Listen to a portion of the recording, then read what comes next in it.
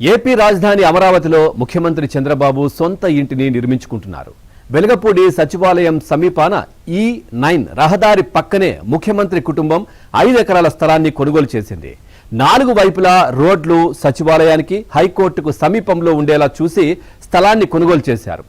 ఈ స్థలంలో చంద్రబాబు కుటుంబ సభ్యులతో కలిసి భూమి పూజ చేస్తున్నారు.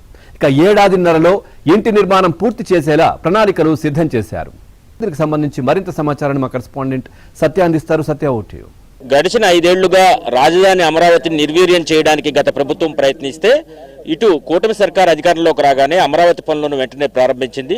అటు ముఖ్యమంత్రి చంద్రబాబు నాయుడు కూడా రాజధాని ప్రాంతంలో సొంత నివాసాన్ని ఏర్పాటు చేసుకునేందుకు నేడు శంకుస్థాపన చేస్తున్నారు. ప్రస్తుతం ఆ దృశ్యాలు కూడా మనం చూడొచ్చు. ఇక్కడ శంకుస్థాపనకు సంబంధించిన కార్యక్రమాన్ని కూడా ఏర్పాటు చేశారు. వెలగపూడికి రెవెన్యూ పరిధిలో దాదాపు 5 ఎకరాల విస్తీర్ణంలో ఈ శంకుస్థాపన కార్యక్రమాన్ని అయితే నిర్వహిస్తున్నారు. దీనికి సంబంధించి వెలగపూడిలో రైతులైన కంచర్ల ఓంకార్, అదేవిధంగా కంచర్ల కిరణ్ వారి కుటుంబ సభ్యుల నుంచి ఈ స్థలాన్ని ముఖ్యమంత్రి చంద్రబాబు కొనుగోలు చేశారు. ఈ రోజు మంచి రోజు కావడంతో ఉదయం 8:51 శంకుస్థాపన ముహూర్తం పెట్టుకున్నారు. దానికి సంబంధించి ఇక్కడ ఏర్పాట్లన్నీ కూడా అధికార యంత్రాంగం చేసిన పరిస్థితి అయితే ఉంది. మరోవైపు రైతులు కూడా ఇక్కడ తమ గ్రామంలోకి చంద్రబాబు వచ్చి ఇక్కడ ఉంటున్నారని తెలిసి వారందరూ కూడా ఇక్కడికి రావడం జరిగింది. వారితో మాట్లాడించే ప్రయత్నం చేద్దాం. సార్, చెప్పండి, ఏది ముఖ్యమంత్రి చంద్రబాబు నాయుడు గారు అమరావతిలో, అందులోనూ వెలగపూడిలో నివాసం ఉండబోతున్నారు, శాశ్వత నివాసం ఏర్పాటు చేసుకుని, ఏం చెప్తారు?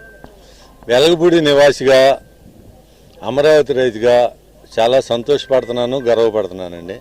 అంత ముంగల సచివాలయాన్ని శంకుస్థాపన చేసినప్పుడు సంతోషం ఏర్పడిందండి. తర్వాత జగన్మోహన్ రెడ్డి వచ్చిన తర్వాత అనేక రకాలుగా బాధలు, హింసలు, కేసులు మమ్మల్ని ఎన్నో ఇబ్బందులు గురి చేశాయండి. బాబు గారి శంకుస్థాపనతో మా ఇబ్బందులన్నీ మర్చిపోయామండి చెప్పాలండి. ఎందుకంటే బాబు గారు శంకుస్థాపన చేయటం వలన అమరావతి అభివృద్ధికి నాందండి, ఆంధ్రప్రదేశ్ అభివృద్ధికి పునాదండి. ఎందుకంటే అమరావతి రాజధానిగా ఇక్కడ అభివృద్ధి చెందితే దాని ఫలాలు మొత్తం ఆంధ్రప్రదేశ్ పిల్లలకు కానీ, ఏదైనా కానీ ఉద్యోగాలకు కానీ, ఉపాధికి కానీ అందరికీ ఉపయోగపడతాయండి.